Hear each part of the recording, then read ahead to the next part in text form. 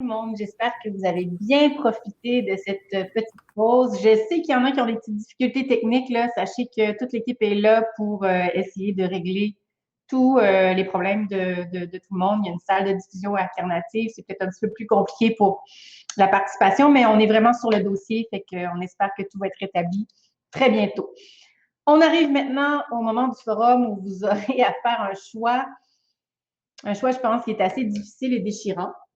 En effet, parce qu'on a deux activités en simultané. Donc, vous allez devoir choisir à laquelle vous souhaitez. Sur cette scène, le panel Recréer du local pour habiter la ville. Il sera animé par Michel Vallée. Michel Vallée, président directeur général de Culture pour tous depuis pas très longtemps et coprésident de notre commission permanente à Culture. Michel Vallée, de 30 ans d'expérience en culture à impact social dans les collectivités. Ses actions cumulent plus de 25 prix nationaux et internationaux et l'ont amené à prononcer plus de 150 formations et conférences au Canada et dans plus d'une douzaine de pays d'Amérique latine, d'Europe et d'Asie. Auteur du guide pratique en médiation culturelle et Si on se rencontrait, est reconnu comme l'un des piliers et pionniers en médiation culturelle au Québec. Il a accompagné plusieurs villes et régions dans leur réflexion sur la citoyenneté culturelle, la participation citoyenne culturelle et l'éducation dans les villes par la culture. Donc, pour assister au panel, c'est très, très simple. Vous restez où vous êtes. Ça va se faire tout seul. Dans la salle, sur votre droite, intitulée « Série qui outille », vous pourrez participer à un atelier formation sur les pratiques de l'éco-responsabilité au travail donné par Sophie-Laurence Lauzon du Réseau des femmes en environnement. Diplômée du baccalauréat en études de l'environnement et de la maîtrise en gestion de l'environnement de l'Université de Sherbrooke, Sophie Laurence a développé de fortes compétences en gestion des matières résiduelles, approvisionnement responsable et mise en œuvre de démarches de développement durable dans les organisations. Aujourd'hui, conseillère en développement durable au Réseau des femmes en environnement et au Conseil québécois des événements éco-responsables, Sophie Laurence accompagne différentes organisations, notamment des entreprises culturelles et des organisateurs d'événements culturels, corporatifs et gourmands, à entreprendre un virage vert, approfondir leur démarche d'éco-responsabilité ou classifier leur événement selon la norme du Bureau de normalisation du Québec. Cet atelier est limité à 23 personnes. Oui, c'est très précis. Donc, les 23 premières personnes qui se rendront dans la salle pourront en profiter. Donc, vous cliquez sur l'onglet « Série qui outille ». On vous laisse quelques instants pour faire votre choix. Et pendant ce temps, j'accueille ici, sur la scène principale, Michel Vallée et nos panélistes. Michel, je te laisse le soin de présenter les panélistes et voilà, je laisse le tout entre tes mains. Un grand merci, Valérie. Merci beaucoup pour cette belle présentation et surtout cet événement magnifique. Donc, un grand merci à Culture Montréal pour cette invitation. Sans tarder, voici comment nous allons fonctionner ensemble cet après-midi. D'abord, je vous présenterai chacun des 4 panélistes qui vous parleront de leurs travaux et de leur rang privilégié par leur organisation. Ensuite, j'ouvrirai une discussion d'environ 15 minutes avec eux en complément de cette présentation, ce qui va nous conduire aux alentours de 15 heures environ, où pour les 20 dernières minutes, vous serez invités à poser vos questions en cliquant sur la salle « Prendre le micro », mais je vais vous le réitérer un petit peu plus tard. Donc, une fois dans cette salle, vous allez voir, vous serez guidé par l'équipe et téléporté par un par un à mes côtés sur cette scène pour poser vos questions. Bon, je vous avoue que si j'ai bégayé un peu, c'est que l'ado en moi était très excité de prononcer publiquement le mot téléporté. Alors, je ne pensais pas que ça arriverait un jour, mais voici, nous y sommes, nous sommes rendus dans cette ère de la téléportation. On va donc y aller immédiatement avec cette thématique incroyable qui nous est servie sur un plateau aujourd'hui. Surmonter les changements climatiques et construire un modèle de société plus respectueux commence par une prise de conscience de ce que nous avons mis en place, pour ensuite se laisser inspirer par les meilleures pratiques d'ici et d'ailleurs sur la planète. Finalement, se poser des questions, se poser des questions, se poser des questions. Encore et toujours, et y répondre, surtout, par des actions concrètes. Je vous donne un exemple. Comme PDG de Culture pour tous, Je suis fier que de notre organisation et de plusieurs autres au Québec qui ont mis la culture à impact social et la citoyenneté culturelle, ainsi que des outils comme la médiation culturelle et les journées de la culture au rang des priorités dans le cadre du développement durable.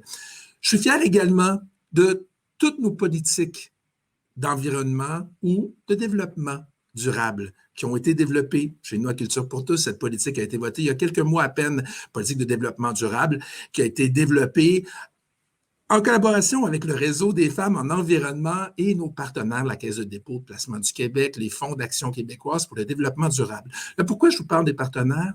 C'est que ça fait partie également de ces fiertés-là que nous devons mettre de l'avant. Je suis fier du guide de sobriété numérique qu'on a pensé, je suis fier des réflexions qu'on fait, et je vous invite à l'être également de chacune de vos réalisations chez vous. Mais je vous invite surtout à être fier, d'être conscient que ce n'est que le début et que notre travail ne fait que commencer. Notre véritable fierté doit être celle de se retrouver aujourd'hui pour continuer à réfléchir ensemble et à se poser des questions. Parce que habiter la ville et la faire vivre, c'est travailler à davantage de liens sociaux dans nos quartiers et dans nos villes. La culture a un rôle fondamental à jouer en tant que vecteur d'épanouissement et d'appartenance à une même communauté et à un même territoire. À ce titre, les artistes et organismes culturels constituent des acteurs locaux de la transition écologique et sociale. Ils participent à réinventer la ville et à redéfinir notre modèle de société. Celle qui nous entretiendra la première de sa façon de définir ce modèle de société est Nelly Onesta Daou. Je vous la présente. Poète, artiste sociale, facilitatrice d'expression créative, Nelly est animée par le désir de créer des espaces dans lesquels les pratiques artistiques favorisent le ressourcement, la libre expression de soi et la rencontre authentique avec l'autre. En 2016, elle découvre le réseau des ruches d'art et fonde la ruche Yélema. Ce petit studio d'art mobile, inclusif, intergénérationnel et interculturel qui offre une alternative à l'isolement en offrant des rencontres créatives ouvertes à toutes et tous dans Rosemont et ses alentours. Nelly fait plein de choses. Elle a plusieurs cordes à son arc, plusieurs chapeaux. Elle anime des ateliers de poésie, elle est coach en créativité, médiatrice culturelle pour Singa Québec et membre de la commission permanente de la citoyenneté culturelle de Culture Montréal. Nelly, ce beau public t'appartient. Merci beaucoup, Michel. Je suis bien heureuse d'être là. Alors, oui, c'est ça, effectivement. J'ai envie de vous présenter un petit peu plus la ruche d'Arielema et voir un petit peu comment nos pratiques nous permettent de faire notre petite part de colibri en matière de création de liens sociaux et au niveau environnemental. Donc, effectivement, comme le disait Michel, la ruche d'art existe depuis 2016. On est membre du réseau des ruches qui existe, qui partagent, qui ont en commun des valeurs sociales et des valeurs écologiques. Et dans les points importants pour nous, c'est que, ce qu'il faut savoir qu'une ruche d'art, c'est vraiment, l'idée est vraiment de faire en sorte que les pratiques artistiques soient des vecteurs de liens sociaux. Donc, on a vraiment, le cœur, c'est vraiment de bâtir des communautés et donc de créer des liens qui ne se feraient peut-être pas autrement, mais des liens intergénérationnels, interculturels et créer un espace inclusif. Alors, notre ruche d'art, elle a eu pour particularité pendant longtemps d'être une ruche d'art mobile. C'est-à-dire que déjà, l'idée, c'était d'aller aux citoyens au lieu de faire en sorte que les citoyens se déplacent jusqu'à nous. Donc, on a vraiment une dimension très, très, très locale qui fait qu'on travaille avec différents organismes et qu'on se déplace dans différents organismes pour offrir donc des espaces de création dans lesquels les personnes peuvent se rencontrer. Aujourd'hui, on a une base fixe dans un des quartiers, dans le Vieux-Rosemont, mais on a déjà cette première priorité de faire en sorte que les citoyens et les citoyennes n'aient pas à se déplacer, prendre leur auto pour nous retrouver et d'être vraiment dans le micro-local, dans le lien de très, très grande proximité. Un des autres aspects des ruches d'art, un des principes très forts qui est commun à toutes les ruches, c'est le principe de la réutilisation créative de matériaux. Ce qui est très important dans une ruche d'art, c'est qu'on utilise essentiellement des matériaux recyclés ou donnés et qu'on n'est pas, c'est pas comme dans un cours où on va se dire, OK, on a telle idée d'activité, donc on va aller chercher, acheter les matériaux qui vont nous permettre de réaliser l'activité. C'est l'inverse. On nous a donné ces matériaux. Donc maintenant, qu'est-ce qu'on pourrait faire avec, qu'est-ce qu'on pourrait construire comme proposition pour les citoyens et les citoyennes, ou qu'est-ce que les citoyens et les citoyennes auraient le goût de faire avec les matériaux qu'on a récupérés. Donc, on est vraiment dans cette idée c'est ça, de décroissance quelque part, de pas être dans la surconsommation de matériaux, mais de faire avec ce qu'on a. Et, et puis, c'est la base de la créativité, hein, créer de la contrainte en disant, ben voilà, on a juste ça aujourd'hui, que pouvez-vous créer? Et un autre aspect aussi qui est très qui fait qu'on est vraiment dans cet ancrage communautaire, écologique, c'est que dans une ruche d'art, contrairement à un cours d'art, par exemple, il n'y a pas de barrière entre les participants et les enseignants. On est vraiment dans une dynamique de cercle, selon le principe qu'on appelle le each one teach one, chacun apprend à l'autre, ce qui fait que toutes les participants de la ruche peuvent être soit participants ou facilitateurs de l'espace, ou contribuer simplement en donnant des matériaux ou en offrant voilà, une aide quelconque. Donc, on est vraiment dans cette idée de cercle, comme une famille quelque part où tout le monde peut prendre sa place, tout naturellement, de manière organique finalement. Donc, on y va vraiment avec les personnes présentes. On construit l'espace avec les personnes présentes et on partage des savoir-faire qui sont à l'intérieur du cercle. Donc, de cette manière, ça fait en sorte que le citoyen, la citoyenne sont vraiment partie prenante de la ruche. C'est les citoyens, les citoyennes qui font la ruche, en fait. Puis, les facilitateurs comme moi, tout ce qu'on fait, c'est comme mettre la table, faire en sorte que la parole circule, que la créativité circule, que les matériaux circulent. Mais à partir de là, c'est vraiment les personnes qui s'approprient l'espace et qui fait que l'espace s'ancre vraiment au niveau local, voire même micro-local, si je puis dire. Donc, voilà en gros résumé ce qu'est la ruche d'Arielema et puis comment est-ce qu'on pense la question de l'environnement à l'intérieur. Merci beaucoup, Nelly, que c'est intéressant. J'ai hâte qu'on en reparle tantôt. On va bien entendu lancer des discussions. Je vais vous inviter également donc à prendre des notes de votre côté si vous assistez à ce panel et que vous avez des interventions là, qui vous viennent en tête ou des questions pour nos panélistes, excusez-moi, dont Nelly. Donc, je vous invite à prendre ça en note. On reviendra avec vous tantôt. On va poursuivre immédiatement avec Bernard Fousquier. Solon, un organisme qui soutient des projets collectifs et citoyens de transition socio-écologique à Montréal. Par son rôle actuel de développement et partenariat, Bertrand est impliqué dans de nombreux projets ou démarches urbaines de transition en mobilité, en énergie, en création d'espaces partagés, mais aussi dans la co-création d'un récit collectif de la transition qui travaille nos imaginaires. Bertrand est formé en génie, en journalisme, en administration et est aussi impliqué dans plusieurs autres initiatives liées à la transition. Bernard, les 5 prochaines minutes sont à toi. Bonjour à tous, très heureux d'être là. Merci, merci Michel, merci Nelly. Donc Solon, oui, on est un organisme montréalais, on existe depuis 5 ans. Ça a été fondé, c'est toujours gouverné par des habitantes de la ville qui se sont réunis au départ parce qu'ils croyaient et qu'ils voulaient développer leur pouvoir d'agir collectif. Dans le fond, ce qu'on veut faire, c'est faire la transition et la faire à l'échelle locale, à l'échelle du quartier. Parce que de notre côté, on croit, et puis là, ça rejoint ce que disait Michel, on croit que la transition, donc elle est socio-écologique. Ça veut dire que c'est pas juste réduire les émissions de gaz à effet de serre, mais c'est comprendre les liens entre les différentes crises qui nous menacent ou qui sont déjà à nos portes. C'est pas juste un exercice de substitution technologique, c'est un projet de société à construire ensemble.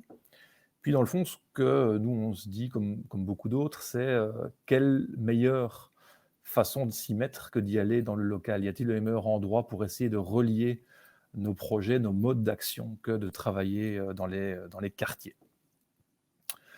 Alors, cette vision-là, elle se traduit du côté de Solon par toute une série d'expérimentations, de projets locaux dans certains quartiers de Montréal. C'est des projets qui visent à créer des liens. Donc, on bâtit sur le tissu social, mais on essaye de faire en sorte que les projets le construisent aussi à l'inverse. Donc, c'est des projets qui créent des liens.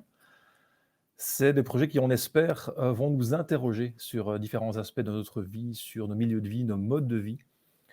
Plutôt que nous amener spécifiquement à changer tel ou tel comportement, on veut s'interroger collectivement sur nos modes de vie. C'est des projets qui permettent aux gens de s'impliquer, aux gens comme moi, comme nous tous, qui nous permettent de nous impliquer et de lier la pensée à l'action. Et parfois, c'est des projets qui nous amènent à une diffusion ou à une mise à l'échelle, mais pas toujours.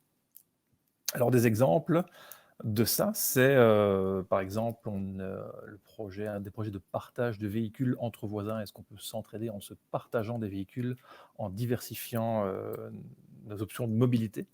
Ça s'appelle Locomotion. On a travaillé sur des projets d'appropriation de l'espace public dans un contexte d'appropriation du milieu de vie.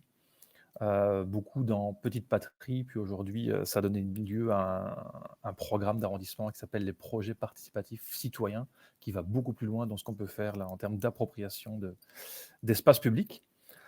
On a travaillé sur la création d'un tiers-lieu, donc un espace, un bâtiment dédié à la transition avec toute une série de possibilités, d'actions, d'espaces offerts aux citoyens et citoyennes du quartier, aux organismes pour se rencontrer, pour parler, puis pour faire des projets. Ça s'appelle les ateliers de la transition. C'est aussi dans Petite Patrie. On a travaillé par exemple aussi sur un projet de mise en commun d'infrastructures énergétiques pour le résidentiel, donc pour enlever tout ce qui est mazout, gaz naturel, mais le faire de façon collective et puis en utilisant notre capacité d'action autour des ruelles ou d'autres endroits. Donc ça, c'est différents exemples de ce type de projet, chaque fois à l'échelle locale, à l'échelle du quartier. Puis, beaucoup, ce qu'on essaye de faire dernièrement, c'est de relier tous ces projets-là dans un récit. Dans mon introduction, Michel en parlait. Comment ces projets, les projets des différents organismes qui en travaillent, les projets que les citoyens et citoyennes nous amènent, comment ces projets-là peuvent se relier entre eux dans un récit qui travaille sur l'imaginaire et qui font en sorte que collectivement, on a envie d'y aller. Au-delà de chaque changement de comportement, chaque implication qu'on peut avoir qui est importante, quel récit de la transition on construit ensemble. Donc on a beaucoup travaillé sur ces aspects, beaucoup avec le milieu de la recherche. Puis dernièrement, depuis un an et demi, un grand questionnement pour un organisme comme le nôtre est précisément quel type de lien peut-on établir avec le milieu culturel. On met en place ce qu'on appelle une démarche des possibles, une démarche où on accompagne les quartiers, où on s'auto-accompagne quelque part dans l'appropriation de ce genre de récit, d'imaginaire. Comment est-ce qu'on fait pour se l'approprier? Quel type d'événements on peut faire? Comment on se mobilise? Quel type d'activité concrète? Quel type d'activité culturelle on peut faire? Et ça, on a l'impression que c'est un peu le cœur de ce qu'on veut faire. Et c'est dans ce contexte-là, c'est ça, qu'on travaille à bâtir les liens avec le milieu culturel. On pense que le milieu culturel a un rôle immense à jouer dans la transition socio-écologique devant nous, pour nous aider à imaginer, pour nous aider à créer du lien, à créer du commun entre les gens, et puis pour favoriser la création et la participation de toutes et tous à la création de ces nouveaux modes de vie. Voilà, merci. Merci à toi, Bertrand, et non Bernard. Vous n'avez pas vu double. C'est moi qui me suis trompé. Je tiens à m'en excuser, cher ami. Donc, Bertrand, merci beaucoup. On va te retrouver dans quelques instants suite aux 2 prochaines présentations dans cet échange que nous aurons. Et de belles questions que tu poses, Bertrand, vraiment sur comment peut-on inclure toutes les notions culturelles autour du citoyen. Il y aura des belles réponses, je pense, tantôt qui viendront dans les échanges qu'on aura là. Que tous et chacun, on a des petits hamsters qui roulent en ce moment dans nos têtes avec des éléments de réponse là, qui sûrement vont venir nous aider à continuer à réfléchir cette importante question. Notre 3e panéliste, Stéphanie Henry, est architecte, paysagiste et designer depuis 2005 et cofondatrice de Castor et Pollux. Elle développe une pratique professionnelle fondamentalement transdisciplinaire entre art, design et paysage. Faire la ville par le territoire, défendre l'espace public ouvert et générer un droit à la ville autour d'espaces vivants guide les projets d'aménagement auxquels elle participe.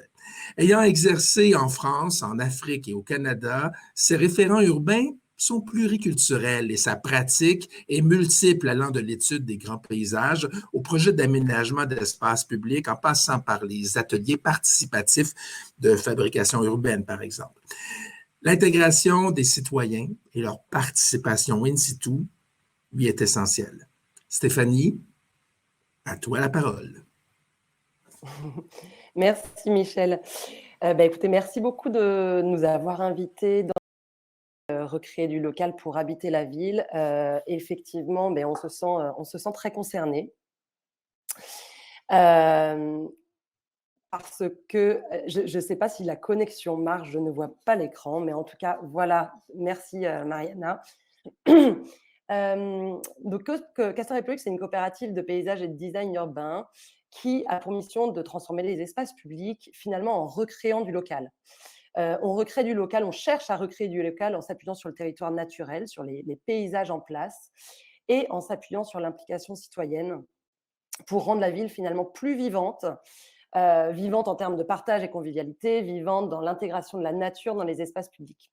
Donc, en fait, notre approche se traduit par le paysage tactique. On pense que travailler sur des paysages, des espaces publics transitoires qui sont donc malléables, transformables, évolutifs, nous permettent finalement d'impliquer les citoyens à différentes étapes du processus de projet et donc de transformer ces espaces publics pour en faire des espaces publics plus durables et donc une ville plus durable où en fait le territoire devient le socle de notre bien commun. Donc concrètement, à la page suivante, ça se traduit par des projets en fait qui sont plus des projets d'aménagement qui sont portés par un processus de concertation en continu où en fait on invite les citoyens à intégrer le projet à différentes étapes. Ça peut être à la définition du cahier des charges, ça peut être dans les ateliers de co-design, ça peut être dans la fabrication ou la finalisation des aménagements ou l'évaluation du projet, dans le but en fait de le transformer et d'émettre des recommandations, ou en tout cas d'améliorer l'espace public vers des espaces publics plus permanents et plus durables. Donc je vais vous donner quelques exemples de projets que nous avons pu réaliser. On peut aller à la page suivante. Où donc, voilà, donc ça c'est l'île au volcan. L'île au volcan, c'est une place dédiée aux enfants, une place publique dédiée aux jeux libres que nous avons réalisée dans Rosemont la Petite Patrie et qui est en fait, en extrapolant un petit rond-point enherbé, on a transformé ça en île au volcan, où on a finalement exacerbé tous les matériaux naturels et la topographie, utilisation de pierres, de sable en vrac, dans des matériaux très très peu coûteux, pour favoriser le jeu et redonner de la place aux enfants dans la ville. Les enfants qui ont une place finalement à cause de la voiture, à cause de la présence de la voiture et du danger, qui ont une place un petit peu minoritaire dans les espaces publics. Et en fait, pour essayer de les impliquer dans ce processus, ils ont participé à un atelier de co-design où ils ont proposé des propositions fait des propositions de jeux, et les citoyens ont été aussi amenés à réaliser une cabane et tout un parcours sensoriel à travers la plantation. Projet suivant, c'est la place Fleur de Macadam, il me semble. Ça, c'est un processus tout à fait atypique qui était vraiment très intéressant, où on a été amené à tester 3 maquettes à l'échelle 1 sur un été, et où les citoyens ont été à l'origine de 3 cahiers des charges pour ces 3 scénarios différents. Ils ont aussi participé à la réalisation, à la finalisation des aménagements en créant du marquage au sol, en tissant les dossiers et en donnant le nom à la place. Et ils ont participé aussi à l'évaluation, ce qui nous a amené en fait à définir ce 4e aménagement qui était donc l'aboutissement de tout ce processus et actuellement et qui a amené en fait l'aménagement à être pérennisé selon ces recommandations-là. Le projet suivant, c'est un projet Les Terrasses Rois, qui est un projet d'espace public dédié à l'agriculture urbaine, où en fait on a associé le vivant et le vivre ensemble. Donc, à chaque îlot est porteur d'une stratégie d'agriculture urbaine et d'un aménagement convivial où, du coup, c'est un projet de rue piétonne et partagée qui nous a permis donc d'écarter la voiture et de redonner la place en fait aux citoyens. Les citoyens ont, dans ce projet été interpellés pour participer à la fabrication des assises et à l'évaluation du projet. Et un dernier projet rapidement qui est un projet aussi assez intéressant sur la rue Jean Talon Ouest à Saint-Léonard, où là c'est un projet de saillie de trottoirs comestibles, où on est dans un quartier un peu défavorisé, où la circulation automobile est très très importante. Donc on a cherché à apaiser la circulation tout en venant grignoter sur la chaussée de la place pour planter et pour répondre en fait à cette problématique de désert alimentaire qu'il y a dans ce quartier, où les citoyens sont invités à entretenir et cultiver ces saillies comestibles.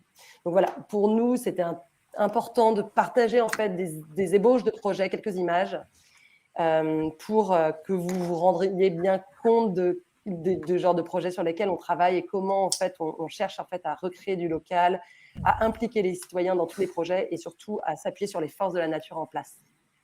Merci beaucoup.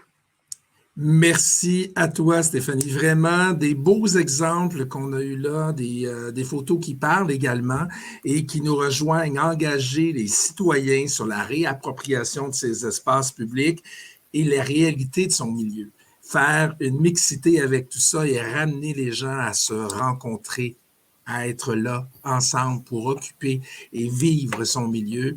Vraiment un beau message, encore une fois. On pourra en discuter un petit peu plus tard, tout de suite après notre dernier panéliste de cet après-midi.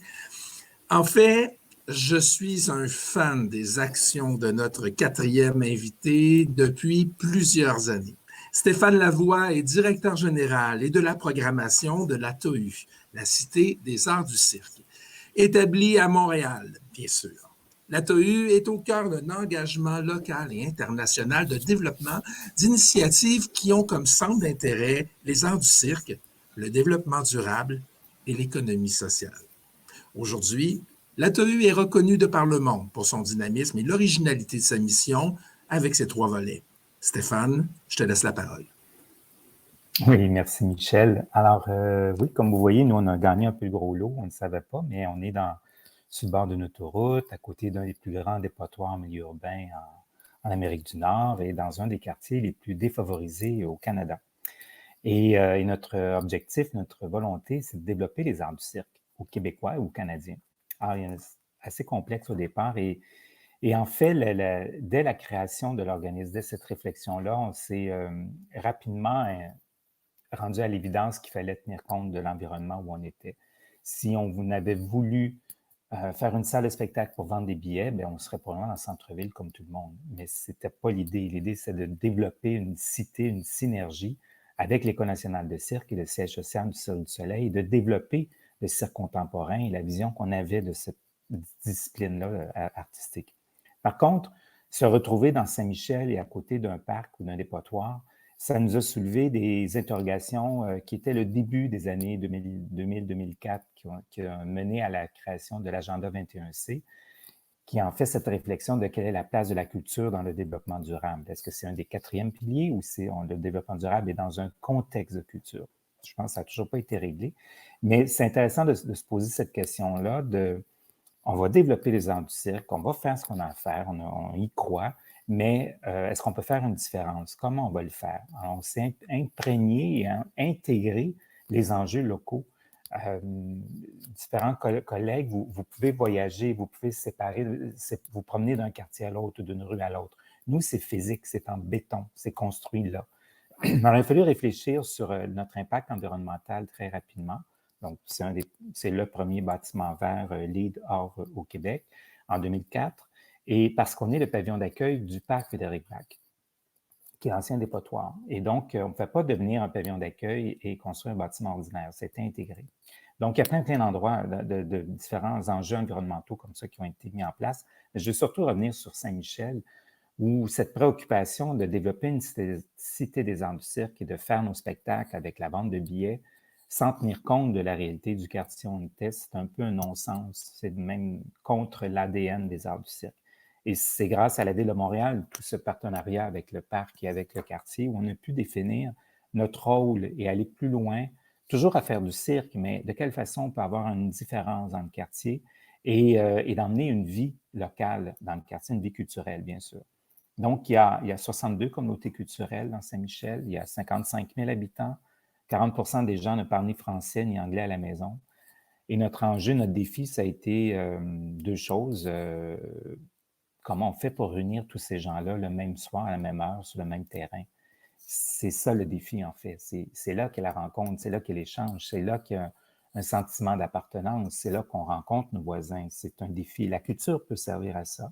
Le feu, l'art visuel, les spectacles peuvent servir à rassembler des voisins, des gens, des communautés culturelles différentes pour provoquer ce début de sentiment d'appartenance, mais aussi d'être bien chez soi dans cette terre d'accueil-là. Et la culture peut permettre un beau prétexte de rencontre et d'échange. Et l'autre enjeu, c'est un des quartiers où le plus haut taux de décrochage scolaire sur l'île de Montréal et le plus haut taux de moins de 24 ans. Donc ça veut dire que notre société de demain, là, on a un exemple dans Saint-Michel et on ne peut pas faire des gros spectacles de cirque, faire des spectacles étrangers sans se préoccuper de nos voisins qui ont du mal à démarrer leur vie et qu'on pourrait, nous, à notre façon, peut-être les aider, les accompagner à s'aider pour les prochaines années, à reprendre la confiance en soi et l'estime de soi. Ça aussi, la culture et l'art du cirque en général peut être un bon vecteur de ce dépassement de soi. Un artiste de cirque, vous savez, c'est quelqu'un qui vient au centre d'une foule risquer sa vie pour nous.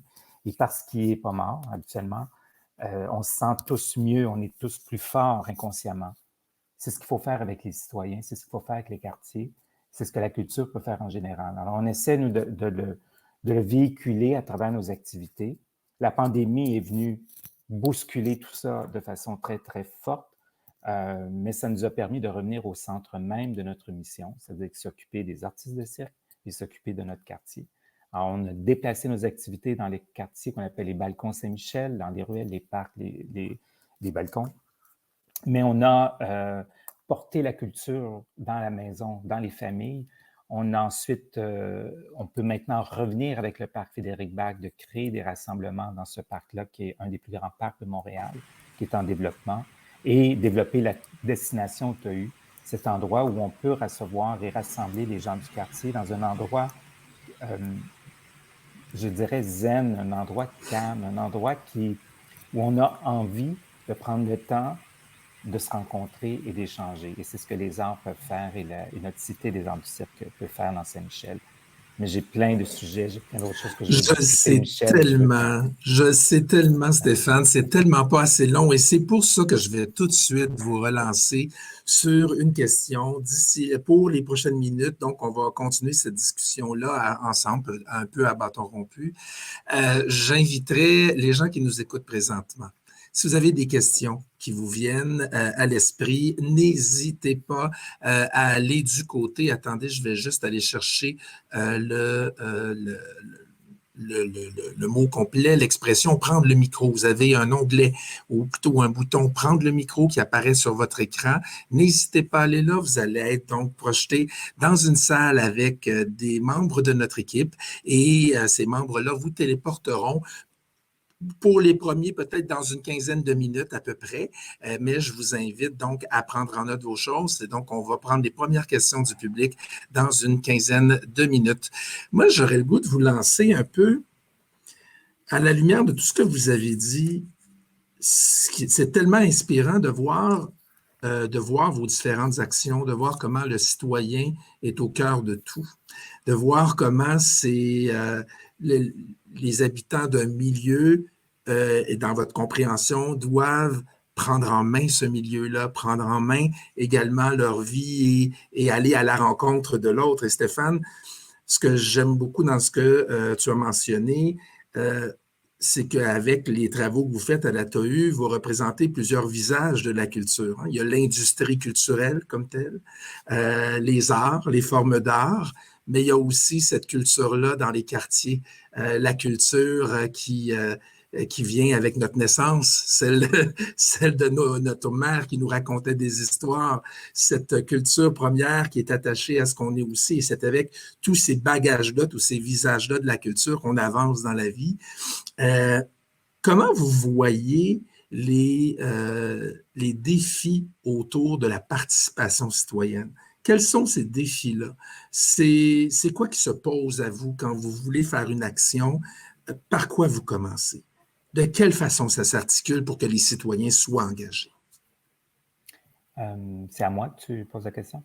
Bien, écoute, vas-y d'abord, Okay. Stéphane. Après ça, on a Nelly qui a levé la main également. Donc, on y va bâton rompu. Donc, vas-y, Stéphane, pour la première intervention. Très rapidement, c'est vraiment pas simple. C'est un enjeu constant. Il n'y a absolument rien d'acquis. Le quartier Saint-Michel est un quartier très difficile de déplacement. C'est un quartier qui est isolé, comme Montréal-Nord, mais comme plusieurs quartiers très mal faits. Et les gens, c'est compliqué de se déplacer, mais c'est compliqué aussi d'être dans l'agenda, dans la tête des gens. On a une réalité, il y a des gens qui doivent travailler, qui ont des enfants, il y a beaucoup de familles monoparentales. Alors, c'est compliqué. Je pense que c'est pas une approche traditionnelle. Il faut avoir une approche de très long terme, une approche qui se rassemble et on accueille les gens qui sont là aujourd'hui et demain, on va accueillir les autres et tranquillement, on grandit. Et c'est d'être toujours présent. L'enjeu de la communication est, pour moi, beaucoup plus fort, beaucoup plus grand que l'enjeu culturel. Il est d'abord sur la communication et sur rassembler les gens et non pas sur le contenu, bien sûr. Bien sûr que c'est un enjeu, qu'on ne fait pas n'importe quoi.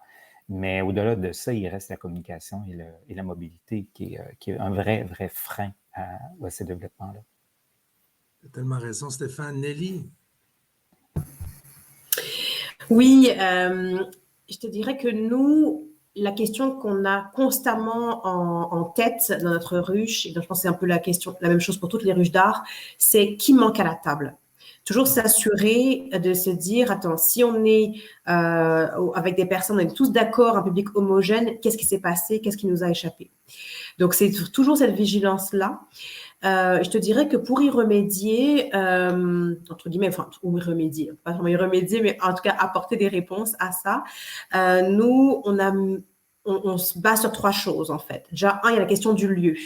Est-ce que là où la ruche s'installe, est-ce que ça va permettre à des personnes de tous horizons, de toute culture, de tout milieu socio-économique d'être présents? Donc, c'est ce qui fait que bien souvent, on s'est installé, dès que la météo le permet, dans des espaces publics, dans des parcs, etc. On se rend visible et ce qui nous permet, une fois sur place, d'aller vraiment chercher les personnes et les inviter une par une. Ce qu'on fait aussi, c'est des partenariats. Nous, on a choisi d'être un collectif et pas un OBNL parce qu'on s'est dit, c'est pareil, hein, c'est le groupe qui décide, donc c'était un choix du collectif de la ruche. Mais on s'est dit qu'on avait plus envie de co-créer avec d'autres organismes pour pouvoir aller chercher justement tout type de public. Donc, c'est ce qui fait qu'aujourd'hui, on a des partenariats avec des organismes familles, on a un partenariat avec des partenariats avec des organismes en santé mentale, on va dans des bibliothèques, etc., pour pouvoir vraiment faire en sorte que autour de la table, on ait vraiment des personnes qui, dans la vie de tous les jours, peut-être se rencontreraient pas et s'assurer que toutes les voix soient entendues. Puis, le 3e élément, c'est les activités qu'on propose. Aussi, faire en sorte que ce soit des activités qui soient accessibles à tous les horizons, tous les niveaux de compétences linguistiques, compétences de français, tous les âges, etc. Donc, on a toujours, je te dirais, cette vigilance-là. Le défi qu'on a rencontré, par contre, pendant la pandémie, c'est que comme beaucoup de ruches, on est passé en ligne. Et là, c'est la fracture numérique. Et là, c'est quelque chose qui a été très douloureux pour nous parce qu'on s'est rendu compte qu'il y a plein de personnes qui auraient aimé être présentes, mais qui ne maîtrisaient pas suffisamment l'outil informatique ou qui n'avaient pas accès à Internet. Donc, on s'est retrouvés encore dans une homogénéité. Donc, on a essayé le plus possible, c'est ça, si on pouvait d'aller chercher telle personne une à une, puis de lui dire comment faire, etc. Voilà. En effet, puis c'est difficile parce qu'en culture, beaucoup, on est l'activité devient le message aussi. Hein. On parle des communications autour de ce qu'on fait en culture, mais ce qu'on fait est aussi un acte de communication. La culture est un acte de communication en soi aussi. Donc, c'est d'aller chercher les gens souvent avec la bonne approche, et c'est toujours ça qui fait partie aussi de nos défis. De votre côté, Stéphanie Bertrand. Oui, Stéphanie, allez-y, Stéphanie. Oui, je veux bien aussi apporter notre vision de la question. Comment faire pour que les citoyens s'engagent? Déjà, nous, on travaille dans l'espace public. Donc, on est toujours dehors, pandémie, pas pandémie, on est toujours dehors, on est toujours en extérieur, on est toujours finalement chez nous, nous tous. C'est le salon de la ville, l'espace public. Et on fait très attention à développer dans les aménagements qu'on développe, à développer des espaces publics qui sont des supports de rencontres, des supports d'événements artistiques, des supports, des socles vivants. C'est-à-dire que notre objectif, c'est quand on lève les clôtures, souvent de chantier, je veux dire, l'espace public, paf, se fait approprier. C'est-à-dire que ça veut dire que ça marche. C'est très important, cette notion de socle versus animation, parce qu'on ne veut pas animer l'espace public. On veut qu'il permette aux organismes de se l'approprier, aux citoyens individuels. Et vraiment, on va travailler comment faire en sorte que cet espace public devienne attrayant pour générer de la cohésion sociale. Donc ça, c'est une première chose. Et tous nos ateliers participatifs se font évidemment dans ces espaces publics. Nous, notre approche qui a été vraiment l'approche du début, ça a été de faire des ateliers participatifs de fabrication et notamment du tissage. Donc, le tissage à l'échelle de la ville, tissage à l'échelle de l'objet, on tisse des liens.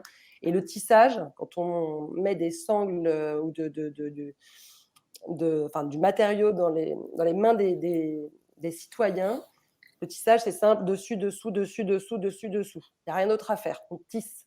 Et en fait, le fait de répéter cette activité, ça fait que ça nous dégage l'esprit et que ça devient un moment privilégié pour échanger, pour se rencontrer, pour sensibiliser, pour éveiller aux enjeux. Et finalement, l'atelier participatif permet quand même de réaliser des choses auxquelles donc, les citoyens contribuent à faire l'espace, mais c'est quand même relativement minimal, mais ils en deviennent quand même un peu dépositaires. J'ai fait ce banc dans la rue, etc.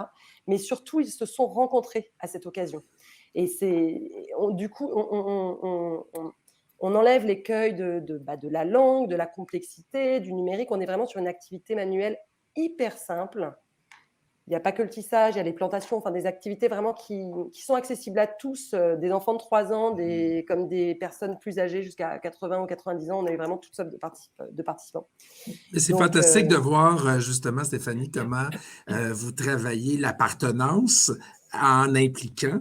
On se sent appartenir à l'action qui est là, puis au nouveau territoire qu'on a aidé à modeler, à construire, mais en même temps, et surtout, c'est la rencontre qui vient marquer le tout. Hein? C'est ce qu'on entend, cette rencontre-là avec ses concitoyens, avec les gens autour pour se bâtir, oui, cette appartenance-là, mais cette confiance-là pour poursuivre notre chemin, poursuivre notre vie. Un grand merci, Stéphanie. Bertrand, de votre côté? Oui, mais il y a déjà beaucoup de choses qui ont été dites, mais oui, le premier point, c'est que c'est pas facile et c'est un travail continu. Premier point pour nous, c'est la question du long terme. C'était mentionné, je pense, par Stéphane. Il faut travailler ça sur la durée, puis dès le départ, savoir qu'on le travaille sur la durée. Et la question du temps, pour nous, c'est aussi il y a tout un travail d'arrimage des différents rythmes, des citoyens, des différents rythmes des organismes, de la ville. Il y a plein de rythmes à arrimer pour que l'implication se fasse sur la durée. Donc, il y a la question du temps. Deuxième point qui me vient, c'est interroger plutôt qu'être prescriptif. Peut-être pour le milieu de la culture, c'est comme une évidence, mais venant du milieu de transition, environnement, il y a eu beaucoup de prescriptifs. Voilà ce qu'il faut faire ou pas faire, un peu les devoirs. Puis peut-être qu'une approche intéressante, là, c'est comment est-ce qu'on mise sur l'intelligence collective et l'interrogation collective qu'on peut avoir, ça, c'est un autre élément. La diversification des points d'accès, c'est le troisième point aussi. Nous, on teste beaucoup de choses, il y en a qui marchent, il y en a qui ne marchent pas, mais comment est-ce qu'on peut diversifier les accès à la transition au quartier? Différentes personnes vont y adhérer différemment, et comment est-ce qu'on peut diversifier? Et puis le dernier point que je vois, c'est travailler sur les partenariats. Et là, il y a Valérie qui arrive. Travailler sur les partenariats. D'un côté, travailler avec des partenaires dans le quartier, mais également voir comment on peut s'allier à d'autres partenaires à l'échelle de la ville, peut-être, pour créer des conditions plus favorables à ce qui est quand même un changement culturel en termes d'appropriation de la ville. Merci beaucoup, Bertrand. Vraiment très intéressant. Valérie vient de se joindre à nous pour nous aider à gérer la venue des questions de vous tous. Si vous avez des questions, allez-y avec l'onglet « Prendre le micro ». C'est bien ça, Valérie? En fait, l'onglet a changé de nom dans la nuit. Ça s'appelle « Poser une question », mais c'est quand même très clair. Là. Pour poser une question, on clique sur l'onglet « Poser une question ». Et la gestion de la période, pour l'instant, est vraiment très simple. Michel, il n'y a personne qui a de questions pour l'instant. Donc, j'incite vraiment les gens. Rendez-vous, cliquez sur l'onglet « Poser une question ». Mariana vous attend, puis elle va vous téléporter avec nous sur la scène. Puis on va vous voir et vous entendre poser votre question. Donc, voilà. Merci beaucoup, Valérie. Donc, poser une question, c'est la nouvelle expression qu'on garde en tête si vous en avez une. Si vous avez des commentaires, allez-y, on vous télétransportera. C'est formidable. On vous serez donc avec nous sur scène pour pouvoir parler à nos panélistes.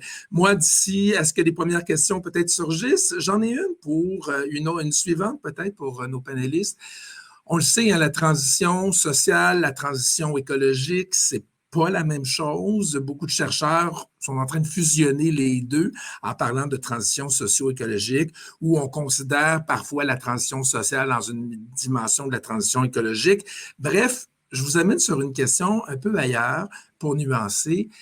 La précarité vécue dans certains quartiers, comme nous le disait tantôt Stéphane, certaines villes ou certains milieux, est-elle un frein à l'adoption par les habitants d'une conscience environnementale?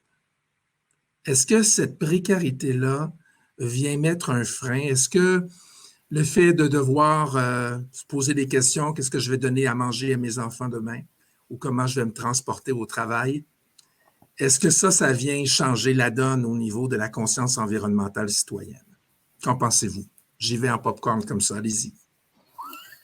Je vais faire pop. Alors, premier pop, Stéphane, à toi la parole. En fait, c'est une question, c'est une très bonne question, mais j'espère que notre société va d'abord se préoccuper au bien-être de nos citoyens avant de les rendre coupables sur l'environnement. Ceux qui consomment et qui affectent l'environnement, on s'entend, là, ils n'habitent pas Saint-Michel. Okay? Je pense qu'il faut quand même relativiser les choses et bien sûr, il faut le faire dans un respect de l'environnement. On est tout à fait là, mais il ne faudrait pas accuser le retard de notre protection de l'environnement à des quartiers plus défavorisés. Je pense que les quartiers défavorisés nous mettent de l'avant les faiblesses de notre société. La pandémie est venue mettre les projecteurs sur l'angle mort de nos sociétés, des populations, des gens. J'espère que la pandémie nous a permis de garder, de voir, de reconnaître et qu'on va vraiment travailler sur les angles morts, comme des quartiers Saint-Michel, comme Montréal-Nord. Il y a d'autres enjeux beaucoup plus graves sociaux dans lesquels il faut intervenir. La culture va être un liant, va être un baume dans tout ça.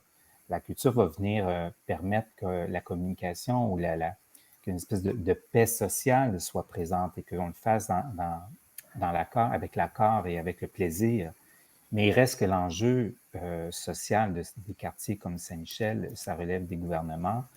On doit s'assurer qu'ils ne les perdent pas de vue comme ils ont fait avant la pandémie et qu'on se préoccupe à l'emploi, à la qualité de vie, à la sécurité, à l'alimentation dans ces quartiers-là. C'est des vrais enjeux. C'est pas des problèmes de luxe. C'est un vrai enjeu dans ces quartiers. Et on l'oublie beaucoup.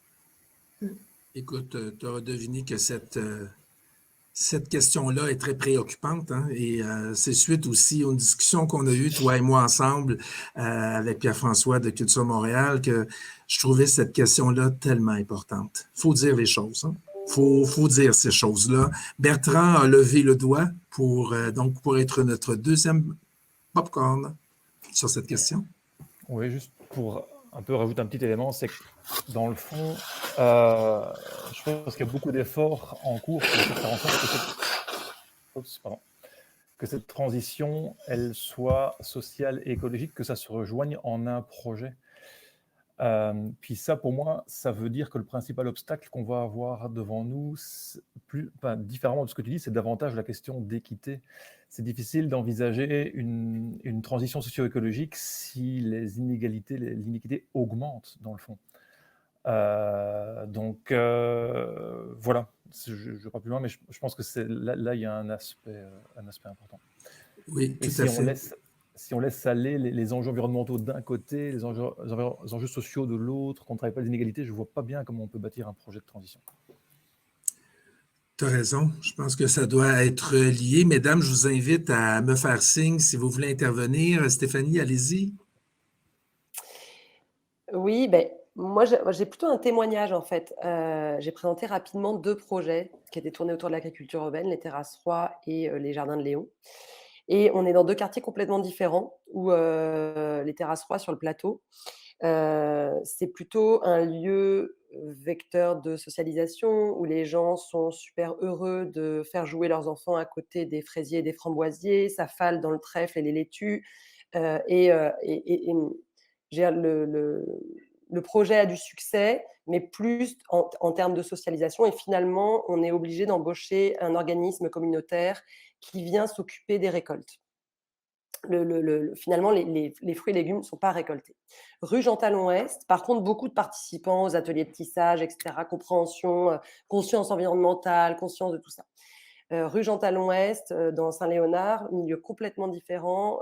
On fait à peu près le même genre d'atelier participatif. Et là, très peu de monde présent, quand même un peu de monde, mais pas grand monde. Par contre, plus un seul fruit et légumes sont en place au moment de la récolte. C'est-à-dire que le projet répond au désert alimentaire, les gens se l'approprient autrement, pas en se montrant, pas en participant, mais finalement ils viennent récolter parce que ça apporte une réponse à un besoin. Donc voilà, c'est juste une manière de voir comment en fait finalement je ne sais pas si c'est la conscience de l'environnemental, mais l'appropriation de ces 2 projets fonctionne, mais de manière totalement différente selon la précarité. Que de beaux exemples. Oui, juste pour faire du pouce, Stéphane, puis après ça, on va avec Nelly. Oui. Ben, c'est en fait, il n'y a pas de recette. C'est ça un peu, c'est important de se questionner là où on est et répondre à un besoin. C'est peut-être le même outil, on est d'accord, mais la recette, il faut faire attention à répliquer tout et c'est super comme exemple. Ça parle énormément, vraiment très bien. Oui, donc éviter le copier-coller. Hein. On sait dans ce qu'on fait, le copier-coller, ça ne fonctionne pas. Il faut y aller avec les besoins du milieu. Nelly? Oui, c'est ça, pour faire du pause sur ce qui a déjà été dit. Moi, j'aimais bien l'idée que Stéphane évoquait de ne pas être dans la culpabilisation, effectivement, des publics. C'est sûr que nous, on voit suivant les endroits où on se promène, hein, où on offre notre studio d'art, il y a effectivement des personnes qui viennent parce qu'elles arrivent par la dimension plus écologique, la réutilisation créative, etc. Donc, cette empreinte-là. Et puis, il y a des personnes qui, suivant les espaces, etc., qui arrivent avec une détresse, une solitude, une précarité qui est tétanise, enfin, qui occupe tout l'espace mental, en fait. Donc, ce qui fait que on se rend compte que des moments donnés, ce qu'on fait répond un peu comme disait Stéphanie, il y a des espaces où on est vraiment des fois dans des ateliers très ludiques, avec des publics qui sont déjà conscientiser la question environnementale, et puis là on est vraiment dans le jeu, la légèreté, et puis d'autres espaces où on sent qu'il y a c'est une telle détresse qu'on voit qu'on vient combler la dimension sociale, en fait, la dimension de socialisation. Donc c'est c'est ça, il n'y a pas vraiment de réponse à ça, mais c'est fascinant des fois d'un milieu à l'autre de voir ce que notre intervention vient combler, en fait, d'où l'importance de ne pas être dans ces moments-là en mode « et on va recycler le carton », etc.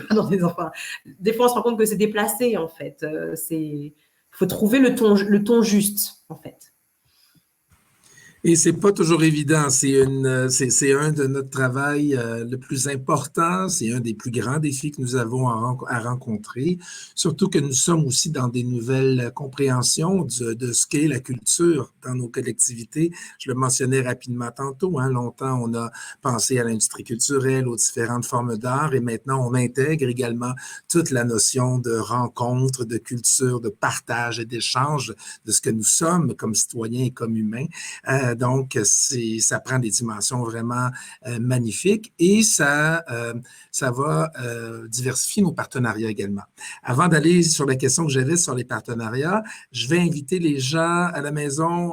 Dernier appel, n'hésitez pas à aller cliquer sur l'onglet « Poser une question » si vous voulez vivre l'expérience de la télétransportation. Alors, vous allez être télétransporté avec nous sur scène. Vous pourrez nous dire premièrement comment ça a été, surtout nous poser votre question pour que les panélistes puissent vous répondre.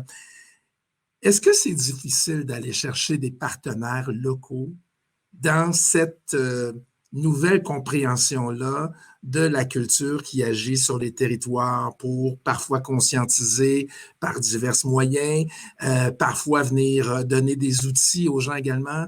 Comment ça se passe sur le terrain pour aller chercher des partenaires qui sont implantés dans ce quartier-là, par exemple, dans cette ville-là ou dans ce milieu-là?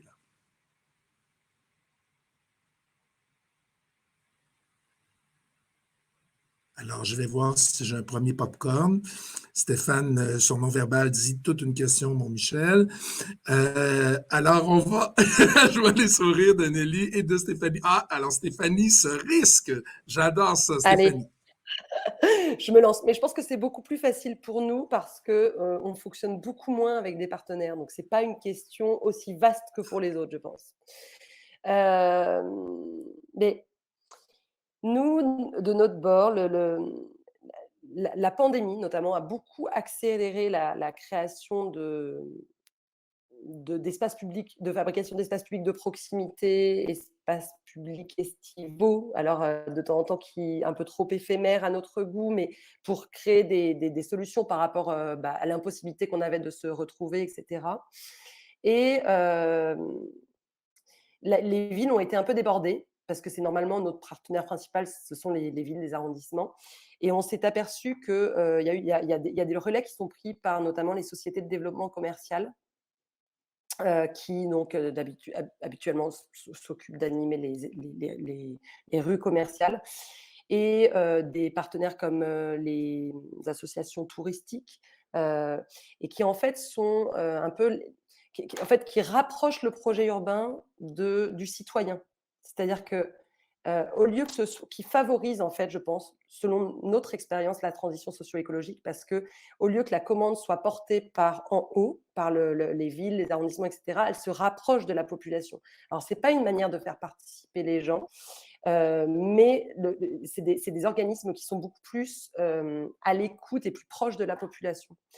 Donc en fait, ma réponse, c'est pas vraiment une réponse, mais en tout cas pour dire que nos projets sont plutôt portés par de plus en plus de partenaires plus proches de la population que l'habituelle commande publique. Et que ça ouvre finalement beaucoup de portes parce que les villes sont aussi très contentes d'être soutenues dans ce sens-là, parce que la machine administrative est lourde, etc. Et ils savent très bien qu'en ayant des partenaires plus locaux, on va aller plus vite, plus loin. Tellement, Stéphanie, tellement raison. On a tellement vu de beaux exemples, justement, où on peut aller encore plus loin, on peut aller chercher des clientèles qui, parfois, étaient plus éloignées de nos actions, grâce, justement, à des partenaires qui, eux, ont accès à ces clientèles-là directement, qui ont accès à ces citoyens et qui, en partenariat, font en sorte simplement de diversifier de leur côté leur offre et de notre côté, nous permettre de les rejoindre et d'entendre ce qu'ils ont à nous dire, d'entendre c'est quoi leur réalité pour pouvoir répondre encore plus efficacement à ce qui se passe. Alors, décloisonnons les partenariats, c'est ce que je côté, Stéphanie. Et on va... Oui, on a quelqu'un qui vient de rentrer. Yeah! Ouais, Et oui. Nelly, je prends on va réserver ton intervention sur cette question un petit peu plus tard, Nelly, si tu permets. Et on va donc aller avec notre invitée, Amélie. Alors, Amélie, allez-y, chère, c'est quoi votre question? Oui, bonjour. Tellement intriguée par la téléportation. J'ai voulu essayer. Et puis, c'était bien? C'était très efficace. Ça a été très bien fait. Merci. Non, je sais, j'avais une question sur les changements de comportement. Je pensais, bon, moi, je travaille dans le domaine de la mobilité durable. Comme on le sait, c'est des enjeux de changement de comportement et d'habitude pour les gens. Et je me demandais si vous, dans vos projets de participation locale, vous voyez qu'utiliser la culture pour faire participer les gens dans leur quartier, c'était plus fort dans la création pour générer du changement de comportement par rapport à leur quartier, par exemple, notamment en changement de mode de transport pour utiliser des modes plus durables et qui ont moins d'impact sur la sécurité des gens dans les rues ou des choses comme ça. Mais d'autres exemples aussi, vous en avez peut-être. Donc, je me demandais si vous voyez vraiment un impact plus fort en termes de changement de comportement. Merci beaucoup pour cette question vraiment très intéressante, Amélie. Qui voudrait répondre? Alors, allez-y, Bertrand. Ouais. On parle de mobilité, alors je me suis senti visé. En fait, on a ce qu'on essaie de faire avec le milieu culturel. Je trouve ça difficile de relier une volonté ou une notion de changement de comportement avec une action plus culturelle. La tangente qu'on prend, nous, plutôt, est de voir comment est-ce qu'on peut travailler avec le milieu culturel pour créer un contexte où on développe le sentiment d'appartenance, le sentiment d'action collective, qui peut amener par la suite différentes personnes à agir collectivement, à agir individuellement et éventuellement à changer certains comportements, plutôt qu'à essayer trop spécifiquement de viser un changement de comportement spécifique lié à une habitude écologique, à une sorte de mobilisation qui amènerait... je ne sais pas si ça répond à la question que vous posez, mais c'est le lien entre culture et transition, on le voit à un niveau plus transversal à l'échelle du quartier, pour développer notre sentiment d'appartenance. Oui, c'était vraiment ça que je voulais dire. C'était plus, est-ce que ces projets créent un sentiment d'appartenance qui ensuite font que les gens vont potentiellement plus facilement changer de comportement parce qu'ils sont plus impliqués dans leur quartier? Oui, mais avant de changer le comportement, c'est plus, ou alors ça dépend ce qu'on veut dire par comportement, mais est-ce que ça peut nous amener collectivement, comme habitantes de la ville, à travailler ensemble et à travailler sur l'imaginaire et la vision qu'on se donne de notre milieu de vie, plutôt que uniquement sur notre comportement. Je trouve toujours un peu difficile de travailler sur... Enfin, il faut pas le nier, c'est des changements de comportement individuels qui sont inévitables dans la transition, mais comment on peut travailler sur la vision du quartier, du milieu de vie, de l'action collective, et pas uniquement sur les changements individuels. Alors après, bon, les deux ne sont pas opposables non plus. On va poursuivre avec Stéphanie. Nous, on mise beaucoup sur finalement le droit à l'œuvre, le fait de faire, de s'approprier sa ville comme... C'est un peu le principe des ruelles qui sont des milieux, comment dire, une interface entre le public et le privé. C'est comment faire en sorte que l'espace public devienne un espace collectif, comment faire en sorte qu'on sente qu'on est chez nous. Si on sent qu'on est chez nous, on va créer un milieu favorable au changement de comportement. Donc, c'est un peu là-dessus qu'on mise, en fait, rapprocher l'espace public de l'intimité, de l'intime, du collectif, et plutôt que de l'espace public vitrine ou de l'espace public trop figé. Essayer de laisser une souplesse. Donc, quand je parle de droit à l'œuvre, le droit à la des espaces, la participation notamment à la transformation des espaces, pour créer un contexte favorable, parce qu'effectivement, on ne peut pas dicter un changement de comportement, ça ne marche pas en général. C'est comment on essaye de créer un contexte favorable. Excellent, merci Stéphanie. Stéphane? Oui. Je voudrais compléter avec les deux commentaires. C'est un cocktail. Ça ne peut pas être seulement une action ou une activité culturelle, mais vraiment plusieurs actions. Dans Saint-Michel, c'est un des quartiers le plus haut taux de locataires sur l'île de Montréal. Alors, on ne vit pas son quartier de la même façon non plus. Et raser des quartiers pour construire des condos, c'est pas une bonne solution non plus. C'est de travailler à... Donc, ça prend plusieurs aspects économiques, mobilité, emploi, éducation, culture. On a besoin de... C'est un cocktail de tout ça. La culture est un ingrédient essentiel et très important, mais ça ne va pas être le seul. C'est un peu en complément avec ce que Stéphanie Bertrand disait. Merci beaucoup, Stéphanie. Merci, Amélie, pour cette question. Alors, elle est repartie vers la grande salle. Alors, déjà, ça tire à sa fin. Je me trompe, Valérie, on est vers la fin. On doit conclure. C'est difficile, mais on doit conclure. Alors, allez-y, chacun, je vous laisse une toute petite phrase très, très courte pour conclure ensemble sur cette importance-là, cette nouvelle conscience-là de la culture et de l'environnement. Quelles sont, d'après vous, qu'est-ce qu'il faut retenir des discussions qu'on vient d'avoir? Allez-y, Nelly. Moi, en conclusion, je reprendrai les mots qui ont été déjà cités, mais c'est l'idée de créer un environnement favorable, en fait. C'est de créer l'espace qui permet, qui favorise, sans, encore une fois, être dans une logique verticale où on dicte, on impose, on moralise, etc. On crée un terreau fertile, qu'on espère le plus fertile possible. Et puis après, chaque citoyen s'approprie à son rythme, par rapport à ce qui lui est juste, etc. Donc, c'est peut-être ça que j'aurais envie de dire pour conclure. C'est excellent. Stéphanie? Mais moi, j'ai envie de reprendre les mots de Stéphane qui m'ont pas mal inspiré. Donc, en fait, il n'y a pas vraiment de recette, c'est des cocktails. Il faut choisir des ingrédients variés selon les citoyens et les quartiers. Donc, pour nourrir au mieux toutes les citoyens et les espaces publics. Merci beaucoup, Stéphanie. Messieurs? Moi, je terminerai avec juste une phrase classique et connue, moins de bien, plus de liens. Je pense qu'on n'a pas besoin d'en dire plus. Merci beaucoup, Bertrand. Stéphane? En fait, j'y vais un peu d'un souhait, d'un vœu, que la pandémie nous a forcés à parler d'achat local. Et l'achat local, c'est pas uniquement des biens, mais aussi de la vie et de vivre localement. Puis entre-temps, ce qui me dérange beaucoup, c'est le discours des politiques qui est de remplir les centres-villes, de retourner aux centres-villes, de toutes les villes doivent remplir les centres-villes. Je le comprends, ça a coûté cher à faire, je le comprends. Mais pour le citoyen, c'est un peu de discours. Et nous, on est là avec nos activités, dire non, restez, allez pas nécessairement. Et c'est cette espèce d'équilibre-là que j'aimerais que ce soit la suite de cette réflexion, qu'on a démarré quelque chose. La pandémie nous a permis de revenir sur notre quartier.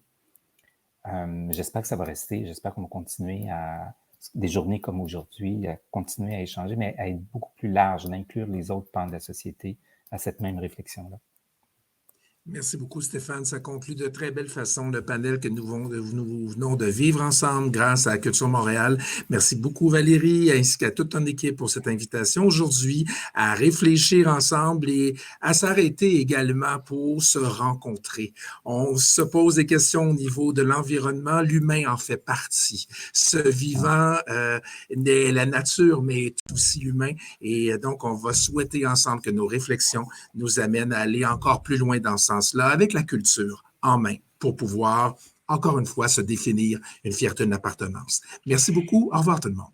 Mais merci Michel, merci à nos panélistes et aussi, je suis pas allée dans la... Merci aussi à Sophie Laurence Sauzon, j'ai des échos que c'était fort intéressant.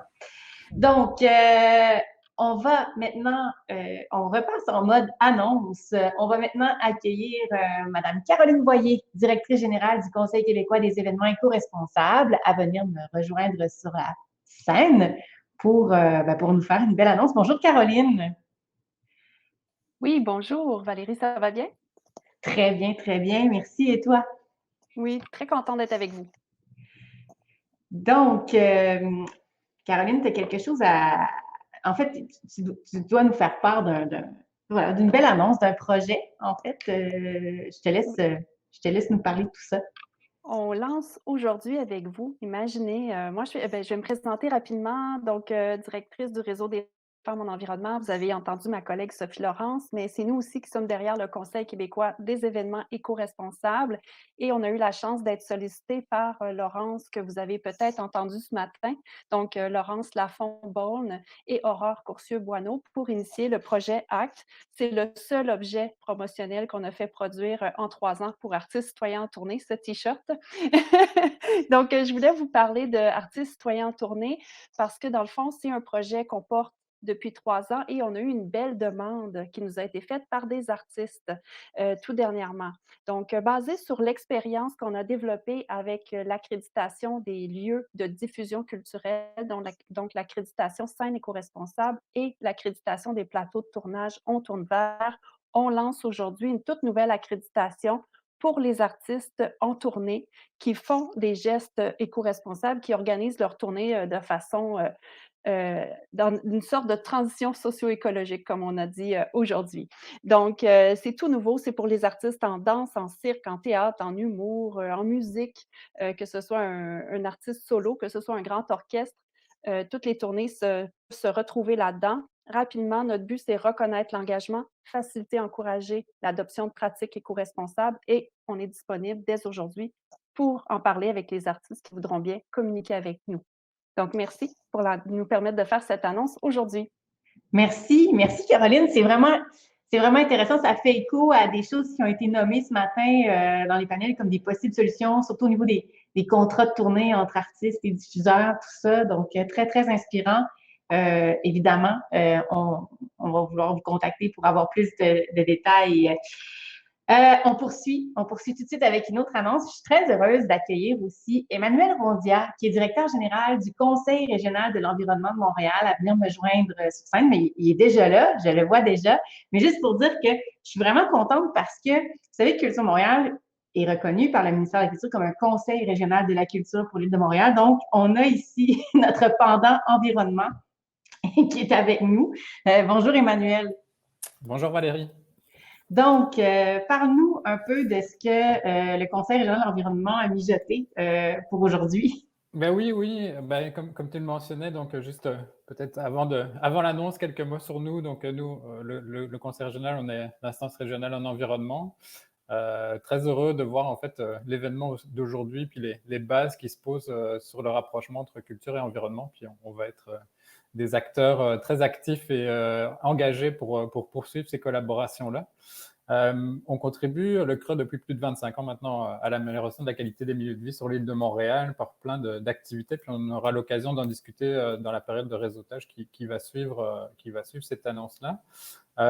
Et c'est sûr que nous, on voit, là, c'est un fabuleux moyen d'ouvrir le dialogue sur les enjeux environnementaux, de contribuer à la réflexion collective aussi sur le futur de nos milieux de vie.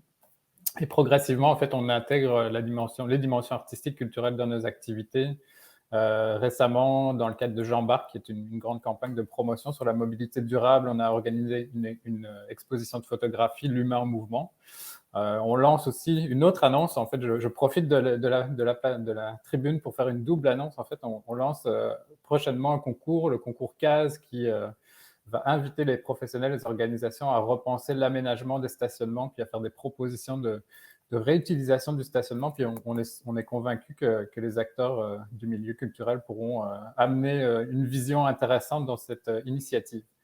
Mais l'annonce vraiment spécifique d'aujourd'hui, en fait, le CRE, depuis plus de 10 ans, organise son gala annuel de reconnaissance en environnement. C'est devenu un incontournable au fil des années, justement, et on réunit d'habitude plus de 500 personnes au printemps, des acteurs municipaux, des entreprises, des organismes à but non lucratif. C'est sûr qu'au cours des 2 dernières années, on a été dans un format plus virtuel, mais on espère pouvoir retrouver le cœur du gala et le réseautage au printemps prochain dans le cadre d'une soirée festive. Et en fait, cette année, on est très heureux d'annoncer la création d'un nouveau prix, en fait, un prix coup de cœur culture et transition écologique dans le cadre du gala. Donc, l'appel à candidature sera lancé au début de l'année prochaine et la remise des prix, comme je disais, se fera lors du gala à la fin du printemps 2022. Mais toutes les informations seront sur le site gala.cremtl.org et c'est ça. On a très hâte de recevoir les projets des acteurs culturels et contribuer au rayonnement en fait des belles initiatives et des belles actions comme on en a vu tout au long de l'après-midi. Donc merci beaucoup puis bonne suite de forum. Merci Emmanuel et sois assuré que Culture Montréal va diffuser cet appel-là pour qu'il y ait de nombreuses candidatures pour le prix. C'est vraiment très stimulant. Comme Emmanuel l'a dit, on va prendre une petite pause pour vous permettre à nouveau de réseauter et de rencontrer nos partenaires, experts, intervenants dans les salles réservées à ces fins. Donc, vous avez une salle Découvrez la ruche Yéléma pour aller discuter avec Nelly. L'ATEU, c'est une salle où il y a une vidéo super intéressante là, de l'ATEU qui est diffusée. Vous avez évidemment rencontré le conseil régional, le CRE Montréal, avec Emmanuel qui vient nous parler et rencontrer le Conseil québécois des événements éco-responsables et évidemment aussi le réseau Femmes en environnement. Et puis, évidemment, vous pouvez vous promener de table en table. Nous, on se revoit à 15h47 précisément. Donc, pour le dernier atelier de la journée. Donc, un petit morceau de chocolat, un petit café, puis on va être bon pour finir la journée. À tout à l'heure.